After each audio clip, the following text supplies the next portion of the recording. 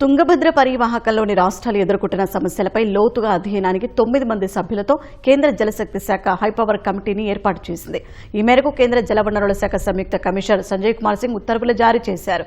గత నెల 25న తుంగభద్ర డ్యాం కొత్తగేట్ల ప్రారంభ కార్యక్రమానికి కేంద్ర జలశక్తి శాఖ మంత్రి సిఆర్ పాటిల్, తెలంగాణ, ఏపీ, కర్ణాటక సీఎంలు హాజరై ప్రత్యేకంగా భేటీ అయ్యారు. ఆ సందర్భంగా తుంగభద్ర జలాల వినియోగం, పరివాహకంలోని రాష్ట్రాలు ఎదుర్కొంటున్న సమస్యలు, కేంద్ర ప్రభుత్వం నుంచి అందించాల్సిన సహకారంపై చర్చించారు. సుదీర్ఘకాలంగా ఉన్న సమస్యలను పరిష్కరించేందుకు చొరవ చూపాలని కేంద్రాన్ని రాష్ట్రాలు కోరాయి. ఈ నేపథ్యంలో కేంద్ర జలశక్తి శాఖ హైపవర్ కమిటీని ఏర్పాటు చేస్తూ ఆదేశాలు జారీ చేసింది. కమిటీకి కేంద్ర జలసంఘం సభ్యుడిని చైర్మన్ గా నియమించగా తుంగభద్ర బోర్డులో సభ్యులైన కర్ణాటక జలవనరుల శాఖ కార్యదర్శి, తెలంగాణ, ఆంధ్రప్రదేశ్ ఈఎన్సీలు, సిడబ్ల్యూసీకి చెందిన పలు విభాగాల చీఫ్ ఇంజనీర్లు తుంగభద్ర బోర్డు కార్యదర్శిని సభ్యులుగా నియమించారు. తుంగభద్ర పరివాహకంలోని సమస్యలను అధ్యయనం చేసి 6 నెలల్లో నివేదికను అందజేయాలని కమిటీని కేంద్రం ఆదేశించింది.